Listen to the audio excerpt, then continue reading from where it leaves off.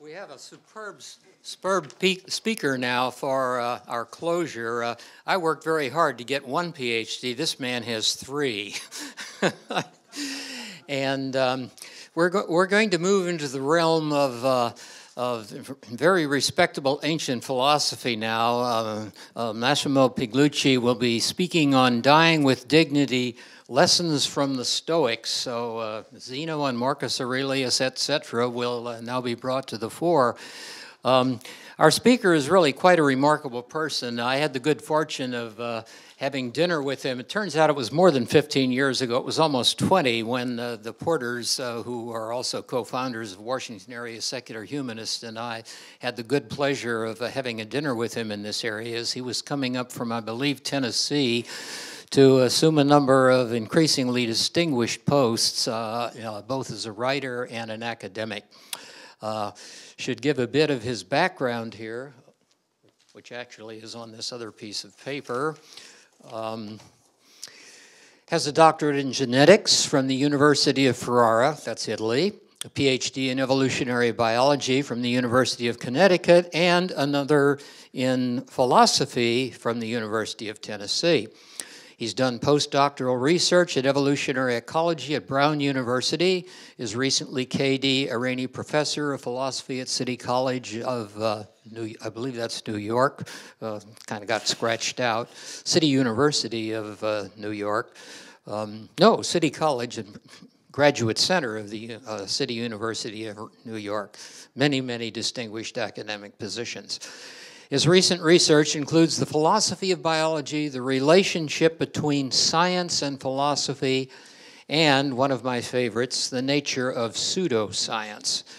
In an area of public outreach, Professor Pigliucci has published in national magazines such as Philosophy Now and the Philosophers magazine, among others. He's a fellow of the Committee for Skeptical Inquiry and a contributing editor to Skeptical Inquirer. Pigliucci edits the Scientia Salon web magazine. I won't spell it out, but you can figure it from the pronunciation, if mine is good, scientiasalon.org, and co-hosts the Rationally Speaking podcast, nodots.org. Great pleasure to introduce Professor, Dr. Professor, that's for the 3 PhDs, Massimo Pigliucci. All right, so now for something completely different. It's the last talk. I won't promise you a lot of fun necessarily, but given the topic.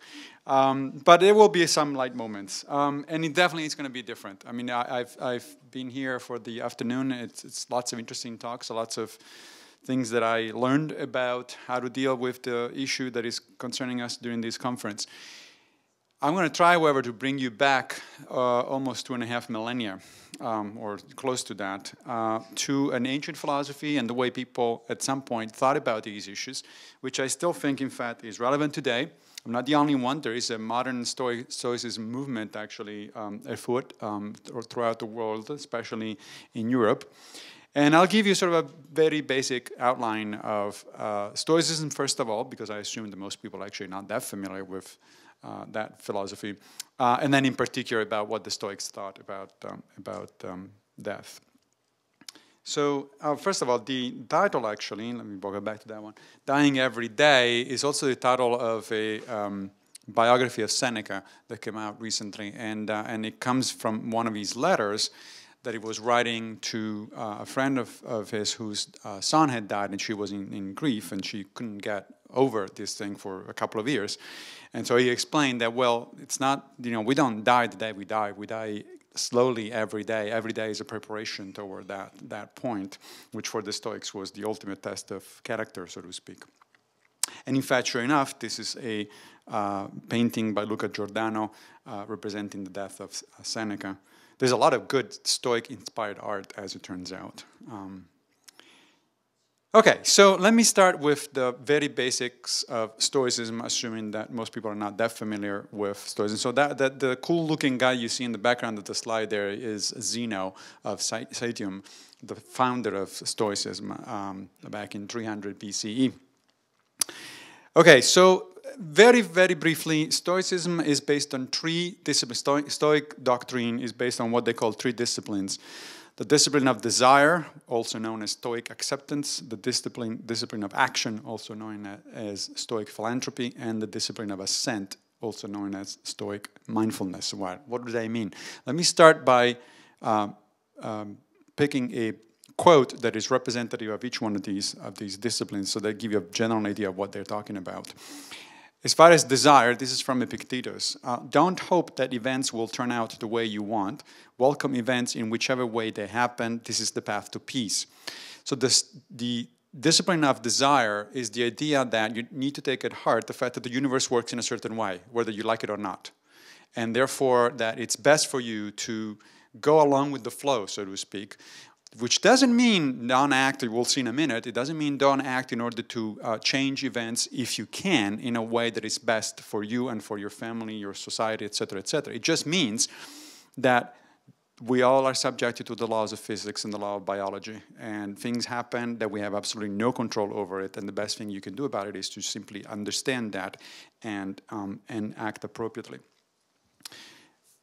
The second discipline, the discipline of action, is summarized perhaps by this quote from Marcus Aurelius.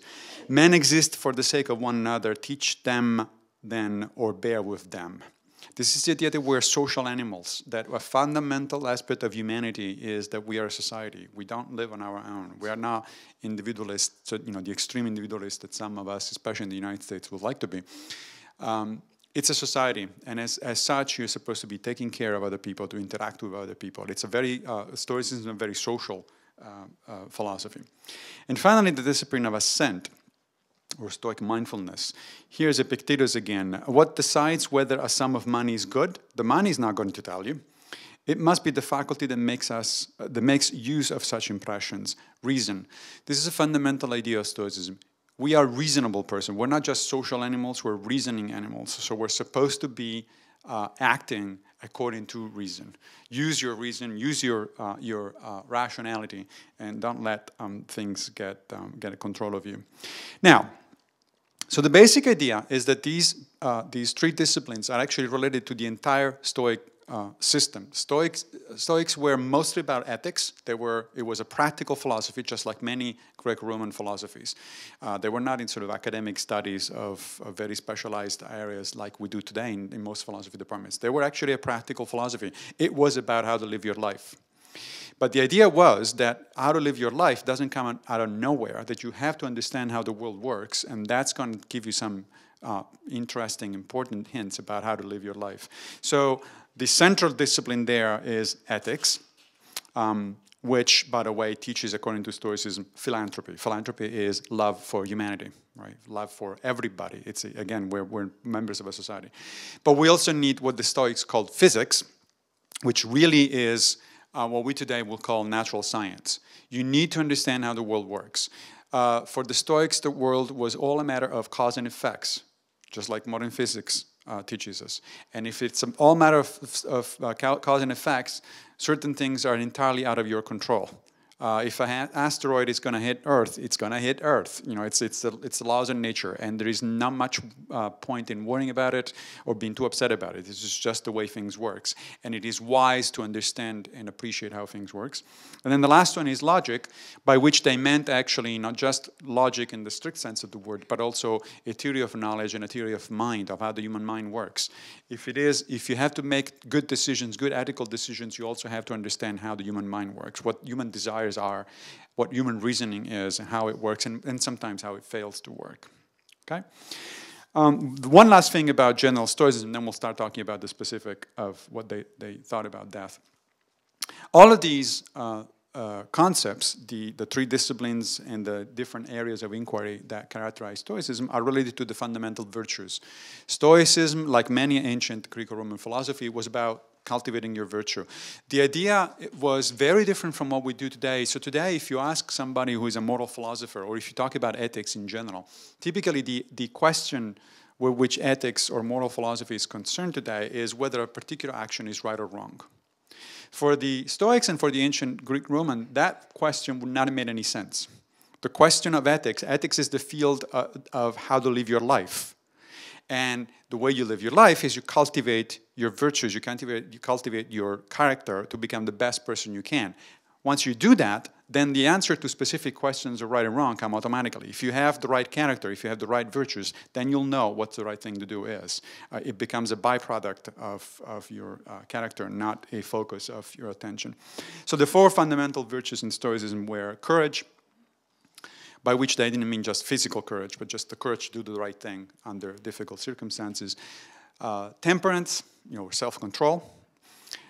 Justice, particularly when dealing with, of course, other people, a sense of fairness, and what they call practical wisdom. A practical wisdom is simply you ought to learn how to navigate the world in a way that makes sense, that is reasonable, and it's ethical. Okay, so that's the basics. Now, from the general Stoic philosophy and from the writings that we have of the Stoics, we can derive their attitude toward death and toward suicide in particular.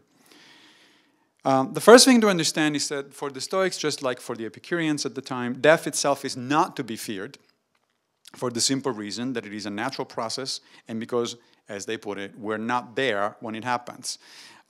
Epictetus, this goes actually back even to Epicurus. Epicurus famously said there's no sense in being afraid of being dead because where she is, you are not, and where you are, she is not.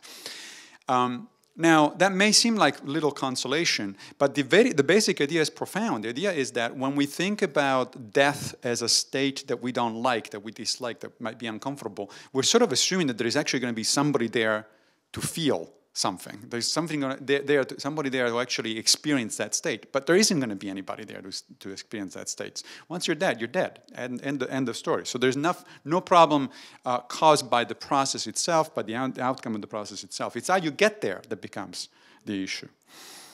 Suicide, for the Stoics, is what they refer to as the open door. And I'll give you a couple of quotes about this. The open door makes life meaningful, according to the Stoics, because it frees us from enslavement to specific notions or particular circumstances. If life really is unbearable, and the Stoics had a number of situations, including a terminal disease, for instance, was one of them. I'll give you a couple of examples of Stoic deaths in a minute. But when the situation really is unbearable, then Epictetus said the door is always open. And the idea, although apparently at the time was actually easier to do it than it was today. I'll show you. I'll talk about that in a minute as well. But that's one way to look at it. That's the negative way of looking at it. The positive way to look at it is that because you know that the door is always open, then you can focus on what you're doing now, or what of value you're doing now. It's supposed to be a positive message. It's supposed to be, look, if really things are that horrible, you can leave.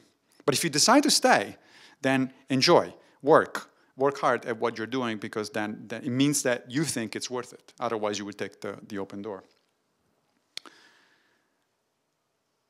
So death is a natural phenomenon, of course. In a world dominated by universal cause and effect, as I said, that's what the Stoic thought from physics. Here's a quote from Seneca from the Consolation to Marcia, which was one of his letters. He said, reflect that no evils afflict one who has died, that the accounts which make the underworld a place of terror to us are mere tales, that no darkness threatens the dead, no prison or rivers blazing with fire, no river of forgetfulness or seats of judgment, no sinners answer for their crimes. These are the imaginings of poets who have tormented us with groundless fears. This is 2,000 years ago. The guy was fairly ahead of his time. Of course, Epicurus would say something very similar, which is why the early Christians really dislike Epicurus, among other things. Here's Seneca again, also from the Consolation to Marcia. Death is neither a good nor an evil, for only that which is something can be a good or evil. But what is itself nothing and reduces everything to nothingness delivers us to no category of fortune. In other words, for Seneca, being worried about what happens after death is a category mistake. It's what philosophers call a category mistake. You're applying a category, worry, to something that actually implies no worry, because there is nothing there. There is nobody there to actually experience it. Now, the other point that the Stoics were making very clearly is that life is meaningful, as I said, because it is finite. one of the standard Stoic phrases was "hic et nunc," which means here and now. You worry about what's going on right now because that's what you can control. That's how you can act in life. You don't dwell on the past because the past is gone. There's nothing you can do about it. So to be emotionally, fraught by the past, it's a waste of your energy because there's nothing you can do about it. You're not really worried about the future either because it's not here yet. What you do is you focus on the here and now. Here's Marcus Aurelius, who had a lot to worry about during his life. He was an emperor, Roman emperor. He was one of the 5 so-called great emperors during the Roman Empire, and he had a lot of troubles. I mean, he had all sorts of rebellions, internal and externals. He had a lot of stuff on his hands, so he has something to worry about all day. But from the Meditations, which was written, by the way, as a diary to himself, it was not meant for publication, but it's a beautifully written book that actually gives you the insights not only in the mind of a Stoic, but actually the mind of a Roman emperor. So how many times you have, the possibility of looking at what was he thinking about when he was in this and that or that situation. And he said, since it is possible that you might depart from life this very moment, regulate every act and thought accordingly. This is the idea that you don't know when you're going to die. We all, of course, have this idea that, well, it's going to happen sometime in the future, possibly the distant future, especially if you're young, right? The younger, the more distant that future is. But you really don't know. You have no idea. The universe is set up in a way that may happen any time for any particular reason. And then all of this worrying about the future is going to be definitely misplaced, ironically misplaced, because you're not going to have a future. So you might as well focus on what it is happening now, because that's the only thing you can experience. As I mentioned, suicide as the open door. So this is Epicurus. He says, the body sometimes suffers, but belief is never far behind. Relief, sorry, is never far behind. And if that isn't good enough for you, the door stands open. Otherwise, put up with it. The door needs to stay open, whatever the circumstances, with the result that our problems disappear. He was a little optimistic about the problems disappearing, perhaps. But again, that's the idea that I put forth a few minutes ago, right? It's this idea that because you always have an exit strategy, essentially, it's always available to you. If things become really unbearable, if you decide to stay, that means things are not unbearable by your own judgment, which means you can do something about it. Now, that said, there is no hurry. This is one of my favorite quotes from Epicurus. I must die. If soon, then I die. Whereas if a little later, I will take lunch now, since the hour for lunch has come, and afterwards I will die at the appointed time. This is typical of Epicurus in particular, but of a number of other Stoics. They had a pretty good sense of humor. I know that the words Stoic and sense of humor actually don't go very well with each other normally, but that's a misunderstanding. The Stoics, especially Epicurus, had a very good sense of humor about things. But the message is also, again, is very significant. It's like, yeah, okay, if it's going to happen, it's going to happen, and if there is nothing I can do about it, so be it. But if I do have a choice, then I'd rather have lunch right now, and thank you very much because I'm hungry. By the way, speaking of Stoic comedy, I should have brought a bit of this actually, but there is an Australian comedian. His name is now escapes Michael Connell. Michael Connell, check him out. He's doing a series of Stoic-based comedy bits, and his Stoicism is accurate. So he's trying to actually convey the right ideas about Stoicism, but it's very funny. He's a comedian. So if you want to learn your Stoicism 101 while laughing out loud, check out Michael Connell. Now, here's an issue that it's delicate because many people have a lot of misunderstandings about Stoicism. So first of all, one of the main reasons people misunderstand Stoicism is because the popular image of Stoicism is Mr. Spock from Star Trek. That is, the guy who is always in control of his emotions and he's all about rationality. Stoicism was nothing like that, as it turns out. Although, interestingly, Gene Roddenberry did design the character of Spock after Stoicism. It's just that Gene Roddenberry didn't have a good understanding of Stoicism, and that's caused a problem for the rest of us. But one of the issues that often presents some confusion for people is this idea that the Stoics insisted that the only thing that is important for what they call a eudaimonic life, a life of flourishing, a life worth living, the only thing that matters is your character, is your moral character. If you if you are the right kind of person, if you're courageous, wise, self-controlled and just, that's it. You're happy by definition, according to the Stoics, okay? Of course, that didn't mean our modern version of, what do you mean by being happy? But that's it. That's all you need for a happy life. Then what about everything else? What about, I want to go on a vacation. I want to have, a nice meal or something. And does that not matter for my quality of life? Of course it does. The Stoics had this concept of what they called the indifferents. The indifferents were things that were indifferent to your character, but they were important for your life. And so there were things that they called preferred and dispreferred indifference. So the Stoics thought that eudaimonia, the fully lived life, depends on moral character or on cultivation of the virtues. And accordingly, everything else, including wealth or poverty, health or sickness, education or ignorance, is indifferent in the sense that it does not affect your value as a person. Now, we think, I hope, the same today. Right? We don't say that somebody is immoral or of low moral value because he's sick or because he's poor, right? Or because he's uneducated. Presumably, we distinguish the moral value of a person or vice versa. We don't say that somebody is of high moral value because he's rich, educated, and so on, and so 3 PhDs and whatever. That can't get you anything in morality-wise. Now, the indifferents, however, are then divided into preferred and dispreferred. And that's not an oxymoron. Like if they're indifferent, how they can possibly be preferred or dispreferred? They're indifferent. The idea, of course, is that they're indifferent. These things are indifferent as far as your moral value is concerned, your moral worth is concerned. They're not indifferent as far as your life is concerned.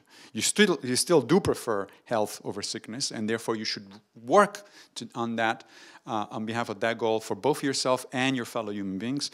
It is better to be wealthy than poor. Seneca was pretty wealthy, as it turns out. And it's better to be educated than ignorant. Many of the Stoics, certainly the Stoic philosophers that we know of, were highly educated people. So there's no disconnect, there's no contradiction between the idea that a life worth living for the Stoics is a life of virtue, and nothing else matters as far as virtue is concerned. And yet, at the same time, these things are preferred or dispreferred, and therefore you should, in fact, work toward them.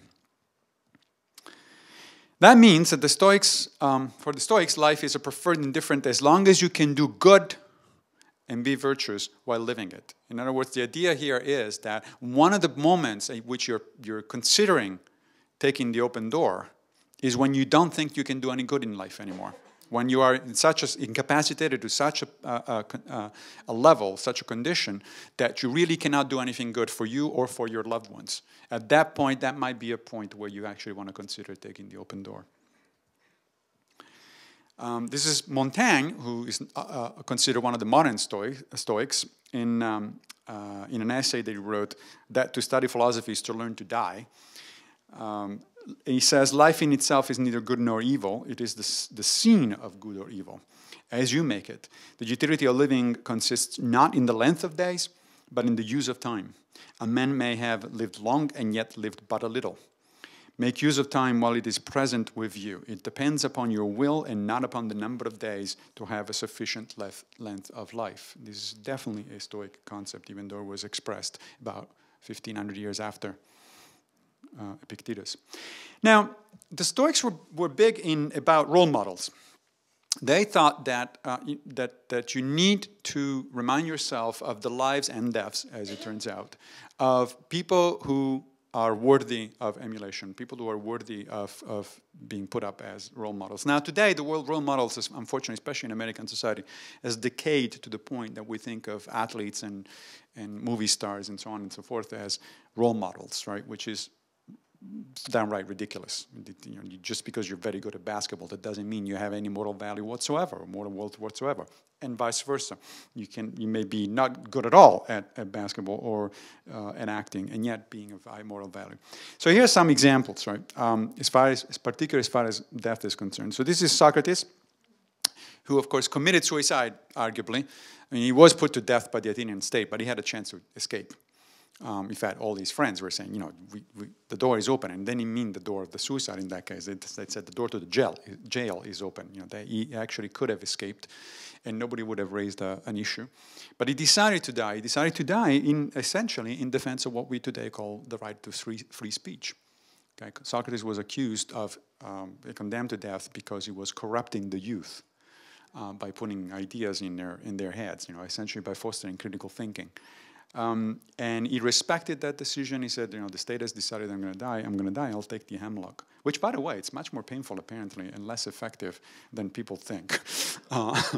So it's a questionable name for a society devoted to that sort of way out.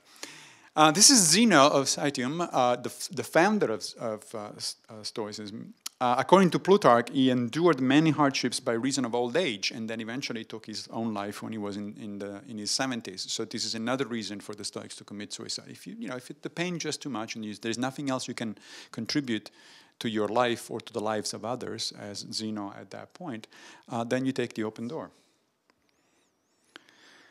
Cato the Younger committed suicide for political reasons. He was the one that resisted up until the very end the tyranny of Julius Caesar, and he tore out his own guts when they tried to stitch his wounds.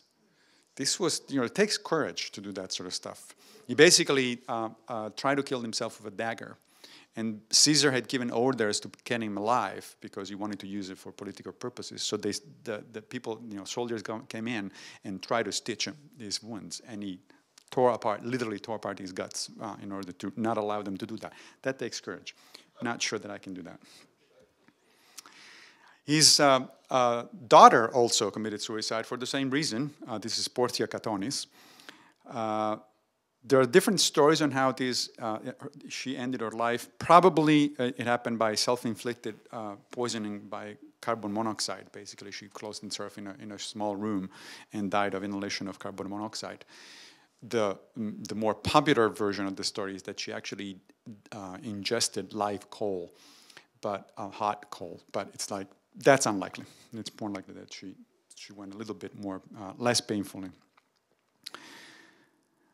Now, these are all examples from history, but as I said, Stoicism is actually a resurgent philosophy of life. People are interested today, and they don't go around turning their guts out and things like that. It's a much more quiet sort of, and reasonable way of living. And Stoicism is a practice, okay? The emphasis is very much on day-to-day practice, and some of the Stoic practices do have to deal with adversity in general and death in particular. So I'm going to just give you a few examples of what it actually means to be a practicing Stoic and how you can deal as a practicing Stoic with death. So one exercise is to remind yourself of the deaths of powerful or wise people. This is what Marcus Aurelius said. Hippocrates, after curing many diseases himself, fell sick and died. Alexander and Pompeius and Caesar, after so often completely destroying whole cities and in battle cutting to pieces many tens of thousands of cavalry and infantry, themselves too at last departed from life. Heraclitus, after so many speculations on the conflagration of the universe, was filled with water and died smeared all over with cow dung. The idea is that everybody dies, no matter how powerful they are, no matter what they've done in their lives. You have a long, long list of people who have gone ahead of you, and therefore that's another reason why there is not much to be afraid of. This and the next few exercises that I'm going to show you are supposed to be part of a standard Stoic meditation, which is called the premeditatio malorum, which literally means visualizing bad things. And the premeditatio malorum is actually being incorporated in modern type of somebody's talking here. The premeditatio malorum is actually being incorporated in modern type of psychotherapy, such as cognitive behavioral therapy. It's the same kind of approach that cognitive behavioral therapists used in order to allay fears, to make you overcome your fears. You basically visualize the adversity, and you become more and more acquainted with it until the point that your fear of it disappears or you can manage it. The second type of practice is to read about the good death of worthy role models. I gave you just a few of them, right? So the idea being that other people have done it, and when you have, we can reason about it, we can think about it, we can become acquainted with what other people have done it, and that makes us less fearful. It is less of a problem for us when we get to that point.